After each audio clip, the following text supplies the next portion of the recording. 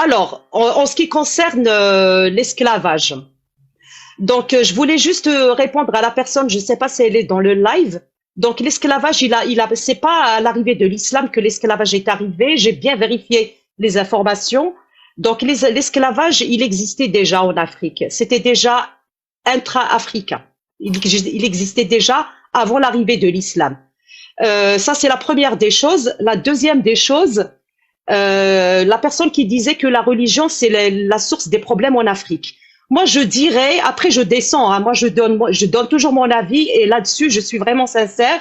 Tout le monde le sait que je suis algérienne. Je pense que le problème qui se pose en Afrique, c'est la France. Et l'Afrique ne se relèvera pas à partir du... On a besoin que, pour que l'Afrique renaisse, pour que l'Afrique avance, il faut vraiment détruire la France et faire quitter la France de l'Afrique. C'est ça la chose. Moi, je le dis ouvertement avec mon visage. D'accord? Le problème. La patrie. Voilà. Le jour de gloire. Voilà. Avec moi. Karima, avec moi. Le jour de gloire est arrivé. Non mais attends, Mihoub, écoute, Jack. Oui, mais chante avec moi. Je vais te dire un truc. Non, attends. Élevé. Je vais te dire un truc.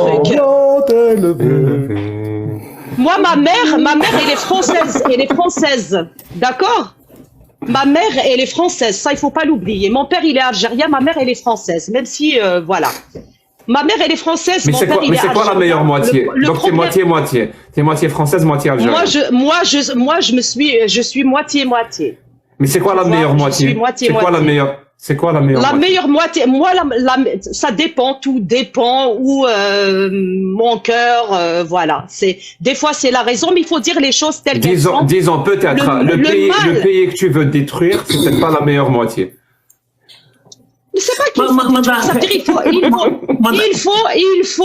il faut que la France quitte l'Afrique pour que l'Afrique. Je suis tout à fait d'accord. Karima, qu'est-ce que tu penses d'un homme qui quitte sa femme pour aller se marier avec une petite fille de 18 ans? Qui quitte? Ah, je te l'avais déjà dit dans ton live, je vais pas le répéter 100 fois quand même. Mais c'est ça qui est intéressant. Vous parlez. En tous les cas, je voulais juste dire à la dame, la corriger par rapport à ce qu'elle raconte sur l'esclavage en Afrique. L'esclavage, il a existé. Tu peux aller le vérifier, Amir. Et jusqu'au jour d'aujourd'hui. Oui, l'esclavage a toujours existé. Oui, l'esclavage a toujours existé partout. Personne ne dit le contraire. Personne ne dit le contraire. C'est pas l'islam qui. Tout ce qu'on dit que l'islam ne l'a pas interdit. C'est tout. Et il l'a pratiqué. Et même aujourd'hui, il y a l'esclavage moderne. Tu vas aller en Inde, tu vas aller en Chine, tu vas voir les gens comment ils sont exploités. Est-ce que tu es contre ça? Est-ce que tu es contre ça? Est-ce que tu es contre ça? Bien sûr, je suis très bien. Donc si tu es contre ça, tu es aussi contre l'esclavage pratiqué ou endossé dans l'islam. Ah mais l'esclavage qui est endossé en islam. Moi, je l'ai pas. Écoute, moi, j'ai pas de connaissances. T'es pas contre ça? Contre l'esclavage. La pratique de l'esclavage endossée par l'islam. Alors moi, si c'est pour laisse ta moitié, très bien. Laisse ta moitié française s'exprimer. Voilà, oublie un peu la moitié algérienne. Laisse la moitié française s'exprimer. Est-ce que tu es contre la pratique de l'islam endossée par la pratique de l'esclavage endossée par l'islam? Je ne suis pas contre. Mais tu es contre les autres types d'esclavage? Mais il n'y a pas d'esclavage en islam aujourd'hui. Donc, si tu parles de l'époque, je te dirais oui. Mais si tu me parles de l'esclavage au XXIe siècle, je te dis non. Tu vois, parce que ma question pourtant, elle était claire. J'ai dit une pratique endossée par l'islam. Ça veut dire endossée par Allah et le prophète. Et l'islam, comme tout le monde le sait, est une parole divine. Elle est valable en tout temps et en tout lieu. Il n'y a pas à l'époque. Ça n'existe pas, ça. Dans la religion islamique, ça n'existait pas à l'époque. Personne ne va te dire, ah, moi, je mange du porc. Ah, l'interdiction du porc. Oui. Ah, c'était à l'époque. Moi, je fais pas la prière. Je fais pas le ramadan. La prière, le ramadan, c'était à l'époque. Non, il n'y a pas. Quand Dieu dit quelque chose, c'est valable.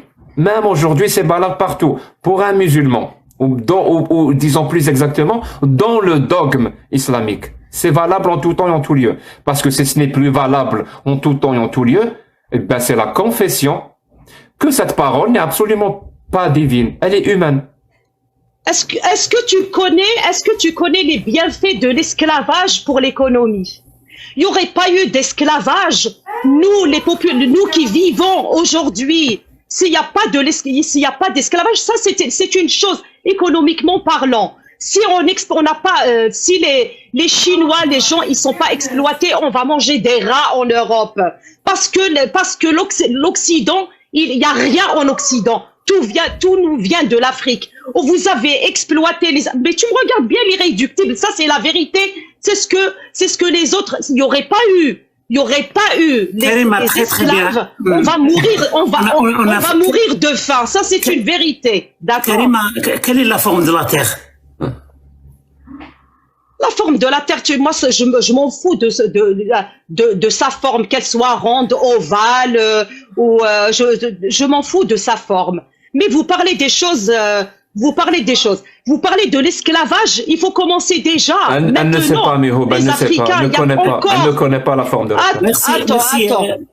Karima, attends. Demain, lundi, je fais un live et je vais parler de la France. On va insulter la France. Tu peux venir chez moi, on le fait en arabe. C'est pas la question. Non, c'est pas ça. Ça passe mieux en arabe, Mihoub. Vous ne voulez pas porter.